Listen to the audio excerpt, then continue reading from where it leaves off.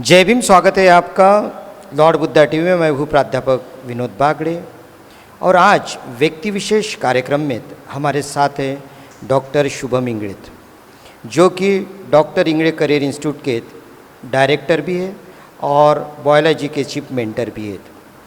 एक डॉक्टर होने के बावजूद उन्होंने अपनी जो करियर की जो शुरुआत है, एक को जितने भी मरीज आते हैं उनकी सेवा करनी होती है, लेकिन हर व्यक्ति में एक टीचर होता है और वो टीचर उनको सुकून से नहीं जीने देता।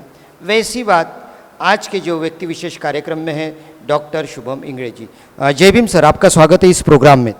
जय भीम सर, थैंक यू। सबसे पहले तो आप हमें ये बताइए कि हर व्यक्ति अपने प्रोफेशन में लगन से काम करता है और हर व्यक्ति की एक दिनचर्या होती है, उनका प्राथमिक शिक्षा, उसके बाद यूजी, उसके बाद पीजी। तो हमें सबसे पहले बताइए कि एक डॉक्टर जब टीचर बनता है तो उनके जो व्यक्ति विशेष गुण है, क्या वो आपके पापा से मिले, घर से मिले, कि स्वयं आप में वो, जैसे हम बोलते हैं कि नहीं कि छोटा बच्चा रहता है कि इनके जो गुण होते हैं तो यार ये गुण इनके उपजत होते, इस प्रकार जो टीचर के गुण है ये उपजत है कि किसी ने आपको दिए हैं? सर, मैं ये ज़रूर बताना चाहूँगा कि ये जो गुण की जो आप बात कर रहे हैं, जो मुझ में कहीं से आए हैं, वो किसी एक व्यक्ति के ऊपर छोड़ देना ये सही नहीं रहेगा, क्योंकि मैं ऐसा मानता हूँ कि लाइफ इज़ अ प्रोसेस। जीवन एक प्रक्रिया है एंड हर स्टेज में, हर स्टेप में हम कुछ ना कुछ सीखते जाते हैं। तो डेफिनेटली जैसे नेचर में किसी का भी पहला टीचर जो रहता है वो माता पिता ही रहते हैं, वैसे मुझे काफ़ी अच्छे माता पिता मिले। मेरे डैडी, जो मेरे बाबा है, वो पुलिस में काम करते थे, now he is retired. And जो मदर थी मेरी, वो टीचर थी, लेकिन हम दोनों भाई बहुत बदमाश थे बचपन में, तो हम लोगों की वजह से हमारे मम्मी को वो जॉब छोड़ना पड़ा एंड उन्होंने पूरा हमारा केयर लिया बचपन से। तो डेफिनेटली मैं यही बोलूँगा कि जो मेरे फर्स्ट टीचर थे वो मेरे मॉम डैडी थे। लेकिन उसके बाद जब मैं हर एक क्लास में गया तो ऐसा होता था कि मैं जो भी वर्ग में जाता हूँ, मेरा कोई एक फेवरेट टीचर हो जाता था। जैसे मुझे आज भी याद है, मैं जब 4th स्टैंडर्ड में था, मराठी स्कूल में था मेरा जो एजुकेशन था वो पूरा मराठी स्कूल में हुआ। अकोला की एक श्री राम विद्यालय थी एंड 10th के बाद फिर गीतांजलि महाविद्यालय। तो ये जो मेरा एजुकेशन हुआ मराठी में, उसमें जब मैं 4th कक्षा में था तो वहाँ पे एक जोशी मैडम थी, वो मुझे बहुत प्यार से पढ़ाते थे। एंड एक जब मैं 7th में गया तो एक दीवनाले सर थे, बुंदेले सर थे, ऐसे बहुत प्यारे टीचर का मेरे ऊपर प्रभाव रहा। फिर जब मैं और थोड़ा 8, 9, 10th में गया तो मेरे ऊपर एक कुछ अलग टीचर, मराठी मैडम थे, बदर के सर थे, भगत सर थे। एंड जब मैं 11th, 12th में आया तो मेरे लाइफ के ऊपर एक टीचर का काफ़ी बड़ा रोल रहा है। वैसे मुझे इंजीनियरिंग करना था सर बचपन में, मुझे साइंस में बहुत इंटरेस्ट था। मैं जब नेशनल ज्योग्राफी पे कोई भी मेगा स्ट्रक्चर का प्रोग्राम आता था तो मैं पेन और पेंसिल लेके बैठ जाता था कि नोट्स निकालने अपने को, क्योंकि अपने को आगे जाकर एक एरोनॉटिक इंजीनियर बनना, ऐसा मेरा ख्वाब था। बट जब मैं 11th, 12th में आया तो ड्यू टू जो हमारे गावंडे सर थे बायोलॉजी की फैकल्टी, वो इतना मन लगाकर पढ़ाते थे, इतना शिद्दत से पढ़ाते थे एंड इतना डिसिप्लिन थे कि मेरी इंटरेस्ट ही चेंज हो गए। एंड जबकि मुझे बनना इंजीनियर था स्टार्टिंग में, तो फिर मैं बायोलॉजी के विषय में मुझे इंटरेस्ट आने लगा and I chosen this field as a MBBS। तो मुझे ऐसा बोलना है, एंड करना है आंसर को, कि कई सारे टीचर्स आए जिन्होंने मुझे हर एक स्टेप पर कुछ सिखाया, मेरी गलतियाँ निकाली एंड फिर मुझे आगे बढ़ने में मदद की। सर, जैसे मैं बहुत सारे व्यक्ति विशेष में, हमारे यहाँ पे बहुत सारे गेस्ट आए, मुझे आप बताइए, एक MBBS MD डॉक्टर जो कि मेडिसिन है, जो फिजिशियन है, और आज की सबसे ज़्यादा ज़रूरत मेडिसिन वालों को, और उनको वक्त नहीं मिलता, लेकिन आज की परिस्थिति को देखते हुए आपने डॉक्टर इंगड़े करियर इंस्टीट्यूट की नींव किस प्रकार रखी? क्या मन में ऐसे सवाल आए कि एक फिजिशियन डॉक्टर होने के बावजूद कि मैं अपने इस नागपुर हो, अकोला हो, जितने भी सिटी हैं, वो छोटे छोटे कस्बे से आते हैं, देहातों से आते हैं, उनके लिए डॉक्टर इंगड़े करियर इंस्टीट्यूट की नींव कैसे रखी आपने? ये हमारे विस्तार से बताइए हमें। सर इसमें एक दो एंगल है इस क्वेश्चन के। एक तो है मेरा लगन है। मैं बचपन से देखता हूँ सर, मैं जब भी कोई नेक्स्ट कक्षा में जाता था तो मैं जो जूनियर बच्चे रहते थे मुझसे, मैं उनको पढ़ाता था। तो ये मेरी आदत थी। जब टीचर्स डे रहता था स्कूल में तो मैं 2-3 सब्जेक्ट पढ़ा लेता था। बच्चों को पकड़ पकड़ के जो पढ़ाने की आदत थी वो मेरी छूटी नहीं। तो जब मैं MBBS में आया तब भी मैं मेरे जूनियर्स को पढ़ाता था। एंड जब मैं PG कर रहा था गवर्नमेंट मेडिकल कॉलेज नागपुर में ही MD कर रहा था, तब भी मैं MBBS के स्टूडेंट्स को सिखाता था। एंड उन्हें सिखाते टाइम मुझे एक समझता था कि this is the best way of learning. किसी को जब हम पढ़ाते हैं तो हम उनमें बहुत कुछ चीज़ें सीख भी लेते हैं। तो ये जो इंटरेस्ट था, मुझे ऐसा लगा क्यों ना मैं इसे एक थोड़ा ब्रॉडर एस्पेक्ट पे पुट करूँ, क्यों ना मैं उन्हें पढ़ाऊँ जहाँ पे एक अच्छे टीचर्स की बहुत ज़रूरत है। एंड सेकेंड एंगल ये है कि आप इंडिया में कहीं पे भी देख लो, जितने भी बड़े बड़े टॉप इंस्टीट्यूट्स हैं जिनके कई सारे ब्रांचेस है अलग अलग सिटीज़ में, वो सब IT प्रोफेशनल्स के हैं। कोई किसी का भी फाउंडर एक डॉक्टर नहीं है। कुछ डॉक्टर्स थे जिन्होंने ऐसा एकेडमी ओपन किया था 1-2 साल पहले, बट वो सस्टेन नहीं कर पाए। तो मुझे ऐसा लगा कि नीट के लिए स्पेशलाइज्ड एक सेंटर रहना चाहिए जहाँ पे डॉक्टर्स खुद आके डिफरेंट स्पेशलिस्ट आकर बच्चों को पढ़ा रहे, उन्हें इंट्रोस्पेक्ट दे रहे कि कैसा फील्ड है, क्योंकि बॉडी इतना कॉम्प्लिकेटेड है, बॉडी में इतने सारे ऑर्गन्स है। तो हमारे यहाँ DIC है, डॉक्टर इंग्लिश करियर इंस्टीट्यूट में, अगर किसी को ब्रेन पढ़ाना है तो हम लोग ब्रेन का सर्जरी भी दिखा देते। क्योंकि उस पर्टिकुलर एज में कुछ भी पता नहीं रहता है कि बायोलॉजी होता क्या है। आपका कोटेशन भी है, डॉक्टर्स बाय डॉक्टर्स। यस। तो अलग अलग हृदय के सर्जन, अगर हम हार्ट पढ़ा रहे तो हम उन्हें हार्ट के हॉस्पिटल में भी लेके जा सकते हैं, उन्हें बाईपास का सर्जरी दिखा देते हैं कि हार्ट एक्चुअली में कैसे होता है। तो मुझे लगता है इस प्रकार का जो प्रैक्टिकल टीचिंग रहता है, ये एक साइंस का डिफरेंट एंगल बच्चों के सामने प्रेजेंट करता है। एंड वो उन्हें लाइफ में फील्ड सिलेक्ट करने के लिए काफ़ी मददगार रह सकता है। तो ये 2 एंगल थे मुझे।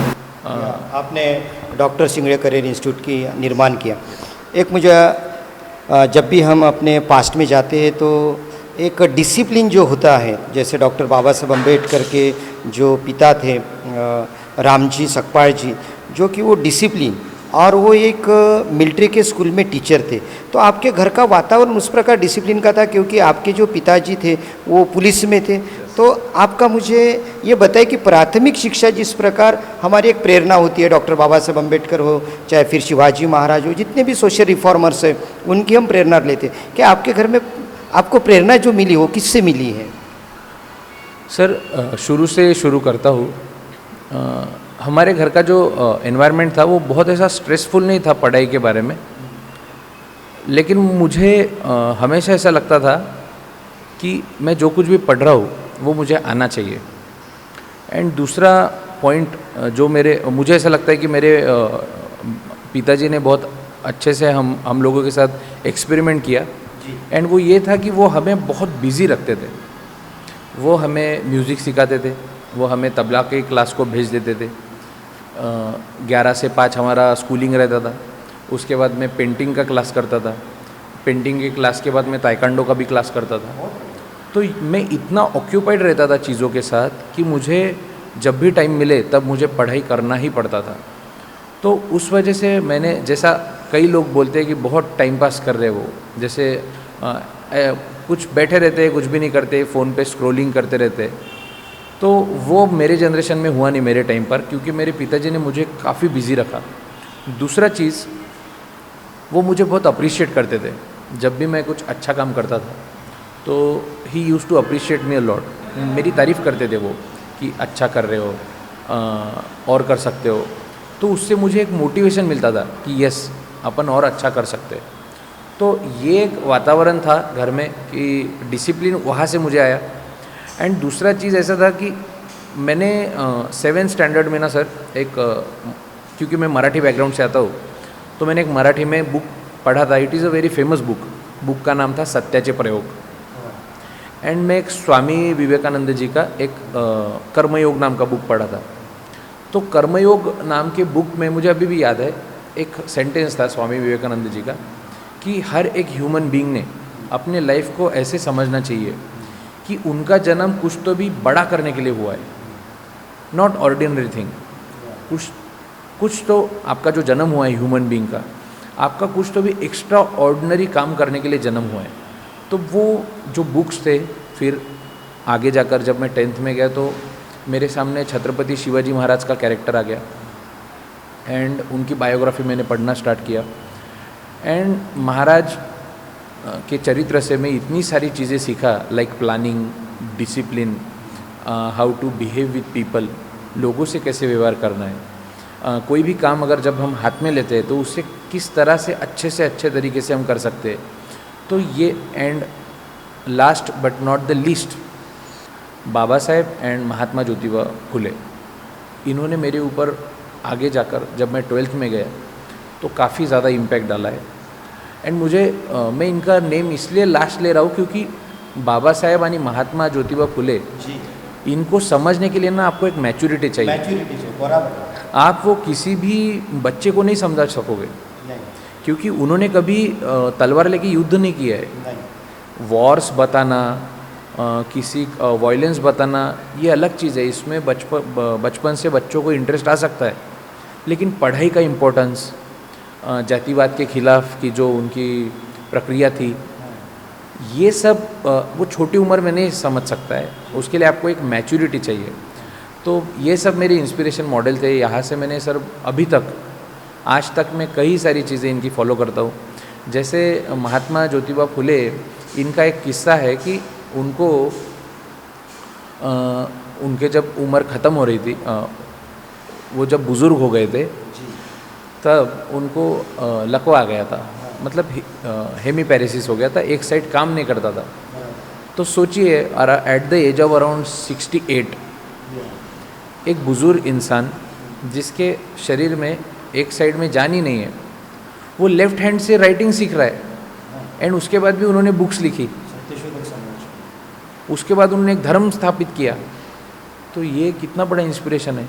एंड हम लोग छोटी छोटी एक्सक्यूज़ देते थे, कुछ काम ना होता है, कभी कुछ हमारे एक्सपेक्टेशन के अगेंस्ट कुछ काम हो जाता है तो हम लोग एक्सक्यूज़ देते थे। तो ये लोग अभी तक मुझे इंस्पिरेशन देते रहते हैं एंड आई होप कि वो लोग करते ही रहेंगे मुझे इंस्पायर। तक मराठी माध्यम में पढ़ा लिखा था, तो जब मैं 11th में कोचिंग करने के लिए गया तो मुझे ऐसा पता चला कि यहाँ पे सब कॉन्वेंट के इंग्लिश बोलने वाले बच्चे हैं, यहाँ पे सब हाई क्लास सोसाइटी के बच्चे हैं।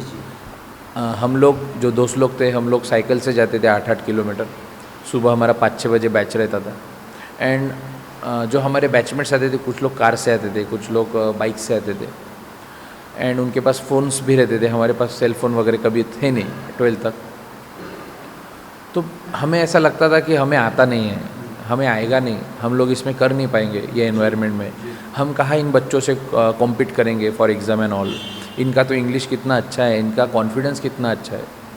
तो हम लोग होता ऐसा था कि हमारा जो फ्रेंड सर्कल था मेरा, हम लोग जो 4-5 दोस्त थे, हम लोग सब पीछे बैठते थे क्योंकि हमको ऐसा लगता था कि सामने तो सिर्फ होशियार बच्चे बैठ रहे एंड हमारे हिसाब से होशियार कौन हो रहा था, जिसको इंग्लिश अच्छा आता है। फिर धीरे धीरे ऐसा हुआ सर कि हमें कंसेप्ट समझने लगे। जब 2-3 महीने 4 महीने क्लासेस हुए तो हमारा धीरे धीरे ड्यू टू गुड टीचर, अच्छे टीचर्स थे जो इंग्लिश में भी पढ़ाते थे, हिंदी में भी पढ़ाते थे और मराठी में भी पढ़ाते थे एंड एकदम बेसिक से लेके जाते थे। ऐसा समझते थे कि हमको कुछ भी नहीं आता, तो हमको समझने लगा। तो जब टेस्ट होती थी तो हम अच्छा परफॉर्म करने लगे। फिर मुझे समझा कि यार हर सब्जेक्ट का एक अलग लैंग्वेज होता है, मतलब अगर बायोलॉजी जो सब्जेक्ट है वो इंग्लिश में है, लेकिन वो लिटरेचर वाला इंग्लिश नहीं है सर, वो कंसेप्चुअल इंग्लिश है। अगर आपको समझ में आ गया आइडिया तो आपको सब आ जाएगा। तो धीरे धीरे ऐसा हो कि स्कोर्स बढ़ने लगे क्योंकि समझने लगे हम लोग एंड टीचर इतना अच्छे से पढ़ाते थे, डिसिप्लिन में थे, डर के जाते थे हम लोग कि अगर पढ़ के नहीं गए तो टीचर मारेंगे, और तब टीचर मारते भी थे। अभी थोड़ा सा माहौल अलग हो गया है। तो इस सब ऐसे एनवायरनमेंट के कारण मुझे काफ़ी अच्छा टीचिंग मिला एंड मैं अच्छे से परफॉर्म कर पाया। तब मुझे समझ गया कि ऐसा कुछ नहीं है कि आप कौन से माध्यम से आ रहे हो, आपका इंग्लिश माध्यम हो, मराठी माध्यम हो या हिंदी माध्यम हो, अगर आपको कंसेप्ट नहीं समझ रहा है तो आप कहीं कुछ बहुत गलत चीज़ कर रहे हो। मेन चीज़ है कंसेप्ट। कंसेप्ट अगर क्लियर है तो आप कोई भी आंसर इजीली सॉल्व कर पाओगे, अगर आपका लैंग्वेज अच्छा है या नहीं है। एंड धीरे धीरे वो जो टेक्निकल लैंग्वेज होता है सब्जेक्ट का, वो धीरे धीरे आता है। फिर जब मैं MBBS को आया, फिर मुझे लगने लगा था कि यहाँ पे भी कितने हाई क्लास के लोग हैं, एंड अपन तो इतने छोटे बैकग्राउंड से, अकोला से, अपन कैसे सस्टेन करेंगे। लेकिन वही हार्ड वर्क, डिटर्मिनेशन, डिसिप्लिन, हर रोज़ थोड़ा थोड़ा पढ़ना है, समझना है और आंसर लिखना है। अपने को जो 11th-12th में जो, या ये अंडर ग्रेजुएट लेवल पे जो भी आंसर देने, वो सबके सामने जाके तो देने नहीं है, हमें तो अपने पेपर में लिखने। तो प्रैक्टिस करता था। अगर कोई आंसर बहुत बड़ा है, लंबा है, तो उसे बार बार लिख के देखता था। लिखने के 10 बार लिखने के बाद तो याद ही हो जाता था, तो समझेगा भी नहीं, फिर भी याद रहता था, मार्क्स मिल जाते थे, काम निकल जाता था, गाड़ी आगे चली जाती थी। लेकिन after 4-5 years of constant hard work and disciplinary action, अभी मुझे वो कुछ भी नहीं है सर। अभी मुझे ऐसा लगता है कि खुद को कमज़ोर समझना ये बहुत बड़ी गलती है, and we should not do that. किसी ने वो करना नहीं चाहिए। रही बात जो मराठी स्कूल सब बंद गिर रही है, बहुत बुरा लगता है सुन के, क्योंकि मैं अभी रिसेंटली अपने स्कूल को विज़िट किया था। तो वो स्कूल तो अभी बंद हो चुके हैं, अभी वो नर्सिंग का कॉलेज हो चुका है। लेकिन इसके लिए आई होप कि गवर्नमेंट एक कोई अच्छा स्टेप लेगी एंड उसे फिर से फ्लरिश बैक करेगी। ये थे डॉक्टर शुभम इंगड़े जी। वक्त चला है छोटा सा एक ब्रेक का। ब्रेक के बाद इनसे और चर्चा करेंगे। देखते रहिए लॉर्ड बुद्धा टीवी पर मिशन ऑफिसर। ब्रेक के बाद सभी दर्शकों का फिर से एक बार फिर लॉर्ड बुद्धा टीवी चैनल में, और इस प्रोग्राम का नाम मिशन ऑफिसर व्यक्ति विशेष प्रोग्राम। और आज हमारे साथ है आज के मेहमान डॉक्टर शुभम इंगड़े, जो कि MBBS MD है, डॉक्टर इंगड़े करियर इंस्टीट्यूट के चीफ मेंटर, और बायोलॉजी सब्जेक्ट बहुत ही अच्छा पढ़ाते हैं। चलो इनसे चर्चा करते हैं आज इस विषय पर, नीट के विषय पर। तो फिर से आपका ब्रेक के बाद स्वागत है सर इस प्रोग्राम में। Thank you sir. तो सबसे पहले बताइए, जो बच्चे छोटे छोटे देहातों में, कस्बे में रहते, तो इनको नीट की प्रोसेस क्या है वो पता नहीं होती। तो हमारे जो दर्शक है इस प्रोग्राम को देख रहे, तो नीट की प्रोसेस क्या होती है और क्यों ये नीट प्रोसेस में बहुत कम बच्चे आते, इसका कारण क्या है? बहुत ही अच्छा सवाल है सर ये, क्योंकि अभी मैं कई सारे स्टूडेंट्स से मिलते रहता हूँ, कई सारे स्टूडेंट्स मेरे पास आते रहते हैं, एंड कई बार उनको पता नहीं रहता है कि ये एग्ज़ाम क्या है, डॉक्टर बनना कैसे है, कौन सी एग्ज़ाम देनी पड़ती है, कितना साल का प्रिपरेशन लगता है। तो ये काफ़ी अच्छा सवाल पूछा आपने। तो होता है ऐसे कि जो अगर हम 11th एंड 12th में साइंस बैकग्राउंड लेते हैं, अगर आपको डॉक्टर बनना है तो आपको 11th एंड 12th में साइंस बैकग्राउंड लेना है, जिसमें आपका बायोलॉजी सब्जेक्ट अनिवार्य है, बायोलॉजी आपको लेना ही है। तो जो बोर्ड का एग्ज़ाम होने के बाद 12th का एक नीट नाम का एग्ज़ाम रहता है। ये एक MCQ बेस्ड एग्ज़ाम रहता है। MCQ बेस्ड एग्ज़ाम मतलब आपको सवाल पूछेंगे एंड 4 उसमें ऑप्शन रहेंगे, उसमें से आपको एक आंसर को टिक करना है। Yes exactly. एंड अगर आपके मार्क्स अच्छे रहते हैं तो आपको नंबर वाइज, आपके रैंक वाइज आपको MBBS में, BDS में, BMS में, BHMS में, BUMS में, है ना, ऐसे अलग अलग डिपार्टमेंट में हेल्थ सेक्टर के जॉब मिल सकता है, अंडर ग्रेजुएट के लिए एडमिशन मिल सकता है। तो ये जो नीट एग्ज़ाम रहता है ये 3 सब्जेक्ट पर आधारित रहता है। एक सब्जेक्ट रहता है बायोलॉजी, सेकंड सब्जेक्ट रहता है फिजिक्स एंड थर्ड रहता है केमिस्ट्री। तो 90 सवाल बायोलॉजी पे आते हैं एंड 45 सवाल जो है वो फिजिक्स एंड केमिस्ट्री पे आते हैं। टोटल मिला के 180 सवाल रहते हैं एंड 720 मार्क्स का ये पेपर रहता है। ठीक है, इसमें नेगेटिव मार्किंग रहता है, मतलब अगर आप एक सवाल राइट करोगे तो आपको 4 मार्क्स मिलेंगे, और अगर आप एक सवाल का आंसर गलत करोगे तो आपका एक मार्क माइनस हो जाएगा। तो ये एग्ज़ाम के लिए, अभी ये हो गया एग्ज़ाम का ढांचा। दूसरी बात, इसे प्रिपरेशन के लिए कितने दिन लगते हैं, तो आई मस्ट से सर कि कोई भी एक एवरेज या अबो एवरेज स्टूडेंट है, इसे ये एग्ज़ाम क्रैक करने के लिए 2 साल का अच्छे से पढ़ाई लगता है। अगर आप बोलोगे कि हमें 1 साल में ही करना है तो पॉसिबल नहीं है, चांसेस कम हो जाते हैं। कई स्टूडेंट मुझे 12th के बाद पूछते हैं कि सर हमें नीट करना है, हमें डॉक्टर बनना है, तो क्या मैं अभी से प्रिपरेशन स्टार्ट करूं? तो ये मुझे काफ़ी सैड लगता है सुन के, क्योंकि ऐसा होता है कि बच्चों के 2-2 साल वेस्ट हो चुके हैं। अगर वही बच्चा 10th से अगर वो ओरिएंटेड है अबाउट कि मुझे डॉक्टर बनना है, मुझे नीट एग्ज़ाम क्रैक करना है, तो उसके सामने एक लक्ष्य रहता है, तो वो 11th एंड 12th में बायोलॉजी, फिजिक्स, केमिस्ट्री काफ़ी अच्छे से पढ़ लेता है, तो उसका probability of cracking that exam एकदम से बढ़ जाता है। एंड जैसे कि मेरे साथ हुआ, मैं 10th के बाद बहुत ओरिएंटेड हो गया था। मैं हमेशा मेरे जो कुछ सीनियर्स थे 11th-12th में, उनके कांटेक्ट में रहता था, जो मुझे गाइड करते थे कि यहाँ पे ट्यूशन लगाओ, ये सब्जेक्ट पढ़ो, ट्यूशन की टेस्ट सीरीज़ ऐसे देनी चाहिए। तो उस वजह से क्या हुआ, मैं काफ़ी पहले ही मुझे अवेयरनेस आ गया था कि मुझे नीट एग्ज़ाम देना है या इंजीनियरिंग का एग्ज़ाम देना है। तो मैं दोनों एग्ज़ाम दिया था and luckily I cracked both exams. लेकिन क्योंकि मुझे थोड़ा सा जो मेरा मूड था वो नीट की तरफ था, MBBS की तरफ था, तो आई सिलेक्टेड दैट। तो आई मस्ट से कि 2 साल का मिनिमम प्रिपरेशन अच्छे से लगता है आप। एंड ऐसा नहीं है सर कि आपको रोज़ नीट एग्ज़ाम देना है तो आपको रोज़ 10 घंटे पढ़ना है। सर मेरा मानना ये है कि टीचर का काम है एक कैटलिस्ट की तरह है। कैटलिस्ट मतलब जो भी कोई केमिकल रिएक्शन है उसे फास्ट करने का टीचर का काम है। टीचर का काम है। लेकिन मतलब कम से कम टीचिंग आवर्स रहने चाहिए। मैं बताता हूँ 3 से 4 घंटे के ऊपर ट्यूशन रहना ही नहीं चाहिए, कोई भी लेक्चर कुछ भी नहीं रहना चाहिए। एंड मैक्सिमम टाइम बच्चों का जो रहना चाहिए वो सेल्फ स्टडी में रहना चाहिए, क्योंकि सेल्फ स्टडी में इंसान को टाइम मिलता है कि ये टॉपिक अपने को समझ रहा है कि नहीं। वो जब खुद पढ़ेगा ना तभी समझेगा सर। मेरे साथ खुद ऐसा था। I consider myself as a very slow learner. मैं खुद को बहुत स्लो एक लर्नर स्टूडेंट समझता हूँ। तो अगर मुझे ऐसे 50-100 बच्चों के साथ, 200 बच्चों के साथ पढ़ा रहा है कोई, एंड अगर मुझे वो नहीं समझा है एंड सब पूरे क्लास को समझ गया है, तो मैं क्या करूँगा सर, मैं घर पे जाऊँगा और वो टॉपिक लेके बैठूँगा और मैं 4-5 बार वो टॉपिक पढ़ूँगा।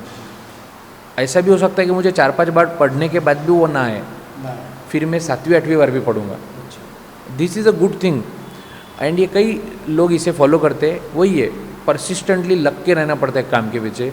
पढ़ाई भी वैसे ही चीज़ है, आप डेली, तो जब मैं वो पढ़ूँगा ना तो मुझे समझ जाएगा। एंड वंस मुझे वो समझ गया है या किसी भी बच्चे को समझ गया है तो लॉन्ग टर्म मेमोरी में चले जाता है एंड वो वहाँ पे रहता है, हमारे रिटेन रहता है। तो जब भी क्वेश्चन आता है फिर एग्ज़ाम में तो ईजिली क्रैक हो जाता है। तो मुझे लगता है ये काफ़ी इम्पोर्टेंट है कि बच्चों को पता रहे कि अगर उन्हें नीट करना है तो उन्हें 10th के बाद से अग्रेसिवली पढ़ाई के पीछे लग जाना चाहिए for NEET exam. Another thing is, अगर कोई बच्चा 10th तक बिल्कुल ही नहीं पढ़ रहा एंड डायरेक्ट 11th-12th में आके पढ़ रहा है तो वो नीट क्रैक कर लेगा का डिफ़िकल्ट है।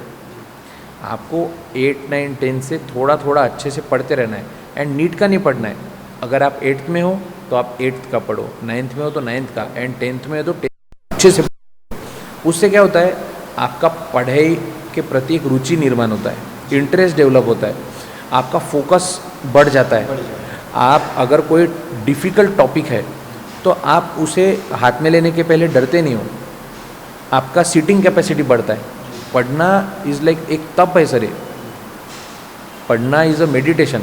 ये ऐसे ही हवा का बात नहीं है, it is a very difficult task. आपको सेक्रीफाइस करना पड़ता है कुछ चीज़ें, आपको दोस्त सेक्रीफाइस करने पड़ते हैं, आप जो इधर उधर फिजूल का जो वक्त लोग बर्बाद करते हैं वो सेक्रीफाइस करना पड़ता है। शादियाँ रिलेटिव्स की वगैरह जो काफ़ी प्रॉब्लम क्रिएट करती है स्टूडेंट लाइफ में, वो सेक्रीफाइस करते हैं। आप सोचो सर, मैं 8वीं से लेके MBBS के 2nd ईयर तक मेरे फैमिली की एक भी शादी में नहीं गया, क्योंकि हमें कभी उस चीज़ में इंटरेस्ट नहीं आया। हमने हमेशा प्रायोरिटी पे जो रखा है वो स्टडीज़ को रखा है। हाँ, मैं गेम्स खेलने चले जाऊँगा, मैं क्रिकेट खेलूँगा, फुटबॉल खेलूँगा, बैडमिंटन खेलूँगा, लेकिन मैं किसी रिलेटिव की शादी में नहीं गया, क्योंकि मेरे जाए बिना भी वो शादी कर रहे तो क्या मतलब है वहाँ पे जाकर। क्योंकि ज़्यादा इम्पोर्टेंट स्टूडेंट लाइफ में, आई डोंट थिंक पढ़ाई से ज़्यादा स्टूडेंट लाइफ में कुछ ज़्यादा इम्पोर्टेंट है। ये मेरा काफ़ी स्ट्रिक्ट रूल है। स्टूडेंट, अगर आपने पूछा कि एक डॉक्टर ने क्या करना चाहिए, तो मैं बोलूँगा डॉक्टर ने पेशेंट की ट्रीटमेंट करनी चाहिए। एक इस पर एक सवाल है, जैसे हम प्राचीन इतिहास की बात करते तो सबसे बड़े हमारे जो उस वक्त आयुर्वेदाचार्य थे वो थे जीवक के बाद सुश्रुत थे। उसके बाद नागार्जुन थे कि बुद्धिस्ट फिलॉसफी को इतने सारे ये डॉक्टर मिल गए।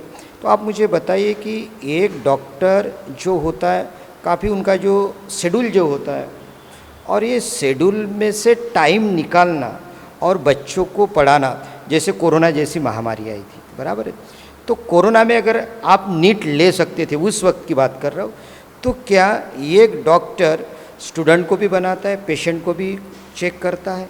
तो ये सारा उनका जो मैं एक बोलूँगा ये लाइव दिनचर्या है वो बहुत ही कॉम्प्लिकेटेड होती है। तो क्या थोड़ा सा कोरोना के बारे में और इससे वक्त निकाल के जो, क्योंकि मैं बुद्धिस्ट फिलॉसफी की बात कर रहा हूँ क्योंकि ये लॉर्ड बुद्धा टीवी चैनल है इसलिए, तो आपको कभी आपने सुश्रुत का नाम या फिर हाँ जीवक का नाम, तो आप मुझे बताइए कि कोरोना महामारी में आप कहाँ थे और किस प्रकार एक डॉक्टर होने के बावजूद आपने ये हैंडल किया है सर, ये सबसे महत्वपूर्ण बात है।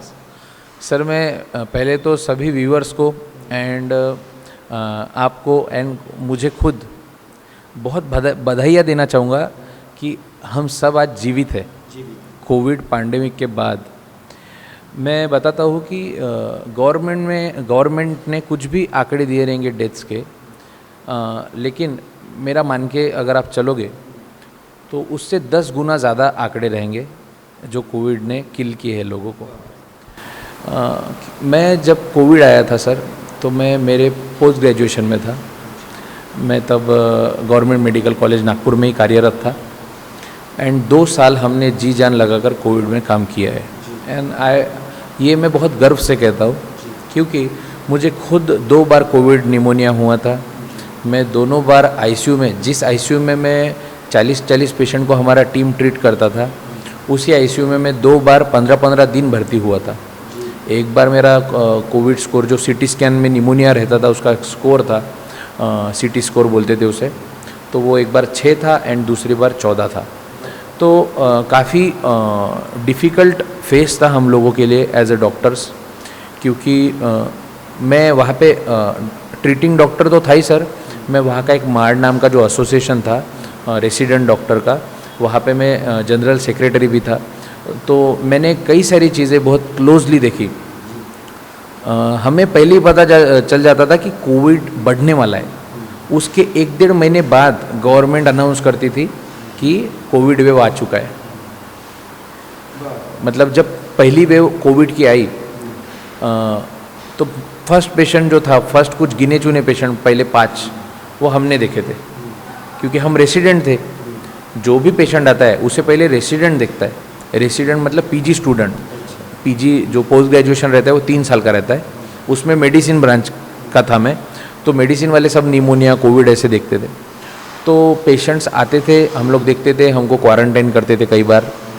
फिर धीरे धीरे ऐसा हुआ कि फर्स्ट वेव ख़त्म होने लगा एंड मुझे याद है मैं जीएमसी के ट्रॉमा सेंटर के 2nd फ्लोर पे था एंड मेरा ड्यूटी वहाँ पे था। एंड मैं सडनली देखा सर कि मेरा जो शिफ्ट था इवनिंग का 2 से 10 बजे तक का, कि मेरे शिफ्ट में 10 पेशेंट आ गए थे निमोनिया के, कोविड के। तो मैं एक बार ऐसे वार्ड की तरफ देखा कांच में से। पहले मैं गया, राउंड वगैरह लिया, सबको सेटल किया पीपी पहन के, फिर वापस आया। फिर मैं देखा तो मुझे ऐसा महसूस हुआ कि यार कोविड के केसेस बढ़ गए क्या। फिर हमारा जो दोस्तों का ग्रुप था डॉक्टर लोगों का, मैंने वहाँ पे मैसेज किया था कि यार कोविड बढ़ गया है एंड कोविड का जो निमोनिया हो रहा है ये बहुत ख़राब है अभी। उसके 1.5 महीने बाद आया सर कि कोविड 2nd वेव चालू हो गया है। हमारे पूरे आईसीयू पैक हो गए थे।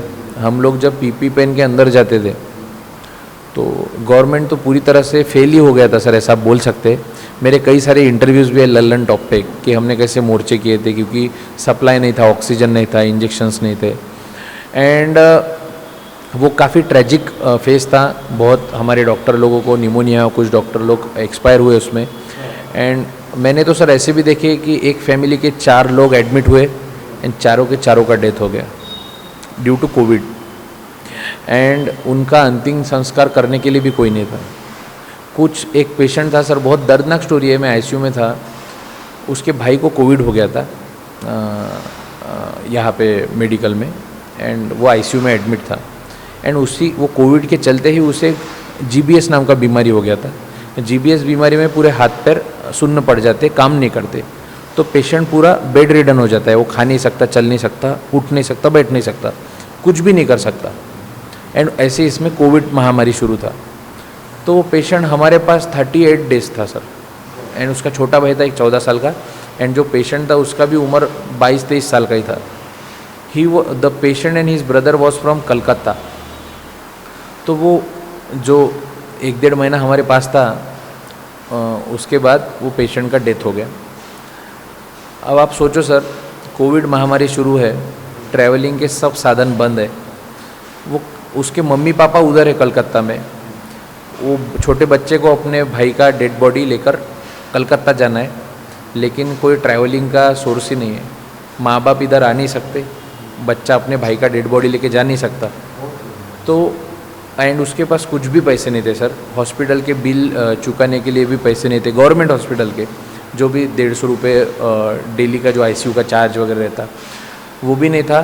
तो जो गवर्नमेंट के जो MS वगैरह मेडिकल सुपरिटेंडेंट रहते, वहाँ से हमने उसके चार्जेस कम करवा लिए, 500-600 रुपये पे आ गए, उतने भी पैसे उसके पास नहीं थे। तो हम लोगों ने सिस्टर डॉक्टर लोगों ने ICU के, क्योंकि जब कोई मरीज़ सर हमारे साथ 1-1.5 महीना रुक जाता है तो हम भी उसके साथ कनेक्ट करते हैं सर। और एंड जो उसका भाई था वो बहुत अच्छा लड़का था, छोटा सा था, 14 साल का, उसने अपने भाई की बहुत सेवा की उस पीरियड में, डिफ़िकल्ट पीरियड में।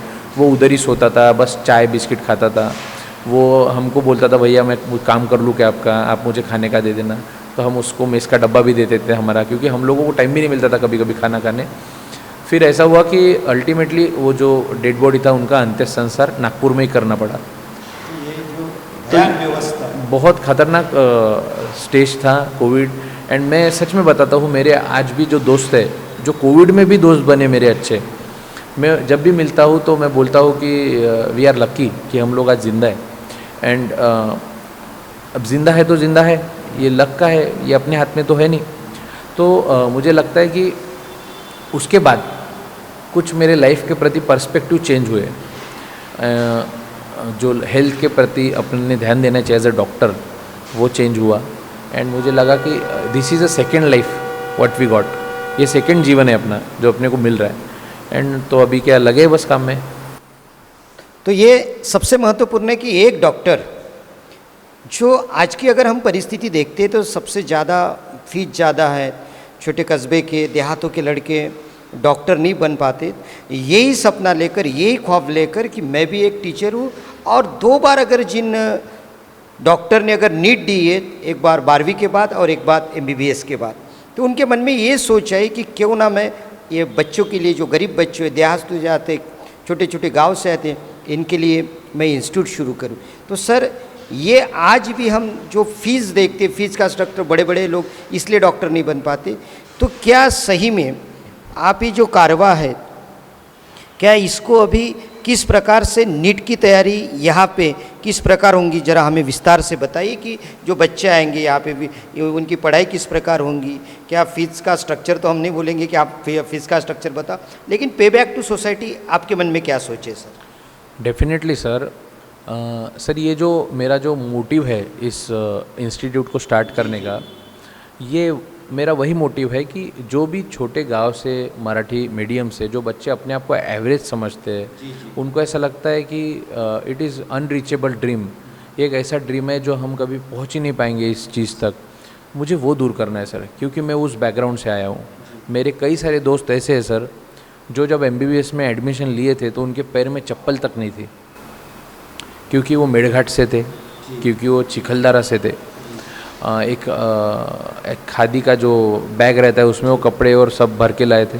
बुक्स नहीं थे हमारे पास, तो हम लोगों ने हमारे सीनियर्स से बुक लिए थे। तो जब अपन ऐसे बैकग्राउंड से आके कुछ करते हैं तो डेफिनेटली हम मुझे अच्छा ही करना है। दूसरा चीज़, यहाँ पे स्कॉलरशिप के ऑप्शंस है एंड इंस्टॉलमेंट के ऑप्शंस है हमारे क्लासेस में। हमारा क्लासेस का जो फीस स्ट्रक्चर है वो 40% है जो मार्केट में रेट चल रहा है। सर मुझे एक और बात इसमें ऐड करनी है, डॉक्टर्स बाय डॉक्टर्स, ये क्या थीम है? सर मैं बताता हूँ, आप जितने भी इंडिया के बड़े बड़े क्लासेस, कोचिंग क्लासेस का जो ब्रांड देखोगे वो सब IITians बाउंड है। उनके जो ओनर्स है वो आईआईटी या आईटी सेक्टर के लोग हैं, इंजीनियर लोग हैं।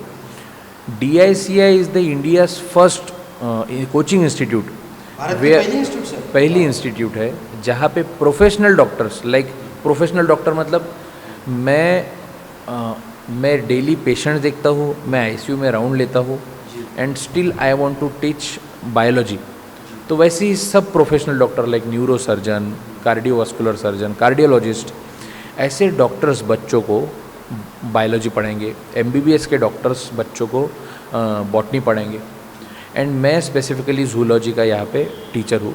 तो यही मेरी, क्योंकि मैंने देखा है सर, मैं इस बात पे भरोसा ही नहीं करता सर कि अगर आपने कुछ चीज़ एक्सपीरियंस नहीं किया है तो आप वो 100% कैसे पढ़ा पाओगे। जैसे मैंने दिल देखा है, हार्ट देखा है, धड़कते हुए हम लोग हार्ट देखते हैं, ऑपरेशन होता है हार्ट का तब हम रहते हैं, है ना। किसी को निमोनिया रहता है तो हम लंग्स देखते हैं, किसी का सोनोग्राफी करते हैं तो हम लीवर देखते हैं, पैंक्रियास देखते हैं, स्टमक देखते हैं ना, किडनीज देखते हैं।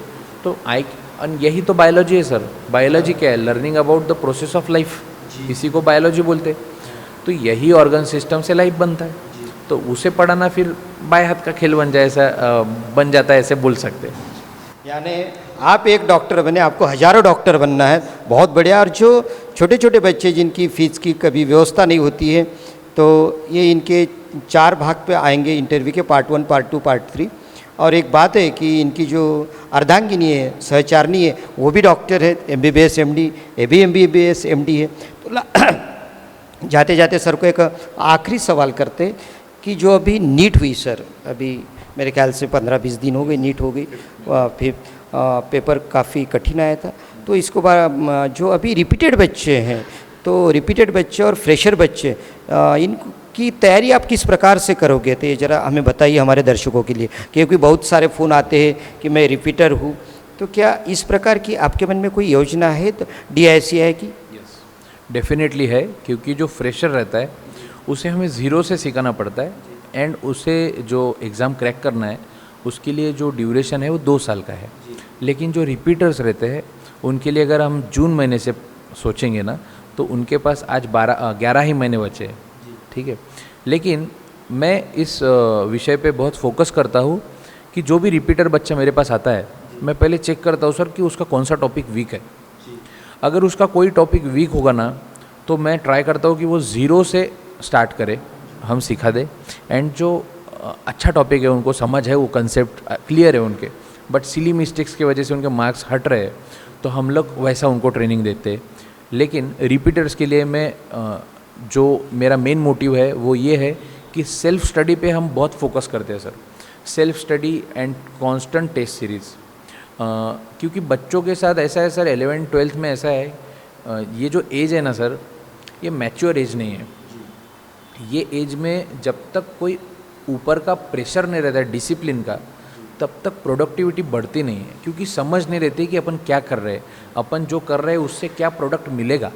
तो इसी वजह से हम लोग काफ़ी फोकस रहते हैं। जब कोई रिपीटर बच्चा, अभी जैसे हमारे पास बैच है, तो जब रिपीटर बच्चा आता है तो पहले हम यही देखते हैं कि मैं लिख के लेता हूँ उनसे कि ये टॉपिक कैसा है आपका, मैं उनसे कुछ सवाल पूछता हूँ, बात करता हूँ उनके साथ, एंड अगर उनको कुछ भी नहीं समझता है फिर भी हम उन्हें सिखाते, एंड अगर कुछ अच्छे टॉपिक हैं उनके प्रिपेयर्ड, तो that's a great thing.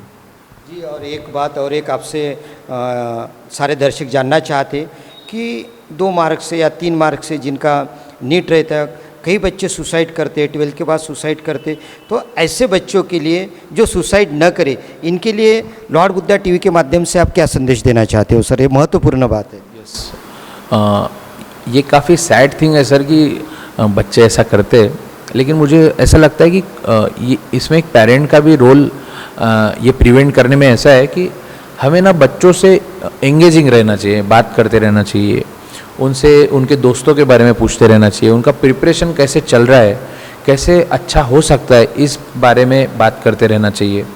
And बच्चों ने भी एक कोई फ्रेंड सर्कल में, अपने फैमिली में कोई और अपना सीनियर रहता है, जूनियर रहता है, उनसे अगर कुछ डिफ़िकल्टी जाती है उन्हें, तो उनके साथ बात करते रहना चाहिए, उनसे शेयर करते रहना चाहिए। लेकिन मैं एक चीज़ बोलूँगा, ऐसे बच्चे जिन्हें फेलियर एक्सेप्ट नहीं होता है एंड वो ऐसा स्टेप लेते हैं, लाइफ ना एक एग्ज़ाम डिसाइड नहीं करती है सर अपना। जब तक हम फेल नहीं होते ना तब तक आगे बढ़ नहीं सकते। मुझे ऐसा लगता है सर, जो इंसान फेल नहीं हुआ ना वो कुछ तो भी गलत कर रहा है। आपको फेल होना है, आप कोशिश ही इसलिए करो क्योंकि आपको फेल होना है, क्योंकि failing is a beginning of learning. वहीं से आप सीखते हो। सभी मैं जैसे ओपनली बोलता हूँ कि जैसे हमारा मराठी माध्यम होने के कारण हमारा इंग्लिश काफ़ी वीक था, तो हम हुए ना फेल, हमारा स्कोर्स कम आया, लेकिन हम लोग उसके ऊपर वर्क किए। एंड कोई भी सक्सेस या अचीव करना है ना सर, तो it is not a big step that is matter, it is daily step. क्या आप रोज़ 15 मिनट एटलीस्ट पढ़ रहे हो क्या? क्या आप जो बॉडी आपका जो फंक्शनिंग करने वाला है आपके एग्ज़ाम के लिए, आप उसका ख्याल रख रहे हो क्या? क्या आप 20 मिनट 25 मिनट एक्सरसाइज कर रहे हो, खेल रहे हो? आप 8 घंटे का 7 घंटे का स्लीप ले रहे हो? आप लोग ऐसे पॉजिटिव एनवायरनमेंट में रह रहे हो क्या जहाँ पे आपका प्रोडक्टिविटी बढ़ सकता है? आपका स्टडी ग्रुप अच्छा है क्या? आप किससे कॉम्पीट करते हो? आप एंड ये अलग अलग चीज़ें करते रहनी पड़ती है। तब हमको समझता है कि हमें जब फेलियर फेस करना पड़ता है तो हम कैसे बिहेव करते हैं। ये भी काफ़ी इंपॉर्टेंट एस्पेक्ट है सर कि हम फेलियर को कैसे एक्सेप्ट करते हैं। जी। मेरा फेलियर का एक्सेप्टेंस ऐसा था सर कि ठीक है, फेल ही हुए ना, मरे तो नहीं ना। बराबर। मैं कोई भी एग्ज़ाम में अगर मुझे डर लगता था, सपोज़ कि ये एग्ज़ाम काफ़ी टफ रहेगा एंड ऑल, तो मैं ऐसे सोचता था सर देखो ज़्यादा से ज़्यादा क्या होगा, फेल हो जाएंगे, हाथ पैर टूटने वाले हैं क्या? नहीं, फिर से कोशिश कर लेंगे, 6 महीने बाद करेंगे, अच्छे से पढ़ के करेंगे, ज़्यादा मार्क्स आ जाएंगे, तो क्या गलत है? तो मैं आपके लॉर्ड बुद्धा टीवी के माध्यम से बच्चों को यही बोलना चाहता हूँ कि छोटी छोटी बातों में इंटरेस्ट लो, लोगों से मिलो, पढ़ाई करो, खेलो कूदो, क्योंकि लाइफ एक बार ही आती है, ये हमें भूलना नहीं है। हमें जीवन को बनाते बनाते जीवन जीना भी है। वाह, क्या बात की है। That is very important and failure is a part of life. आप जीवन में 80% टाइम फेल ही होते हो, सिर्फ 20% टाइप आप सक्सेसफुल होते हो। तो यही संदेश मैं देना चाहूँगा सर बच्चों को। तो ये थे डॉक्टर शुभम इंगड़े जी, इनका नंबर स्क्रॉल पे चल रहा है। आप सीधे एडमिशन प्रोसेस किस प्रकार है, एडमिशन के लिए क्या क्या डॉक्यूमेंट्स लगते हैं, ये सारी बातें ये नंबर जो चल रहा है उनसे आप सीधी बात करते। आज के लिए इतना ही। प्राध्यापक विनोद बागड़े को दीजिए इजाज़त। वीडियो जर्नलिस्ट विकास जीवने के साथ जय भीम, जय भारत, नमो बुद्धाय।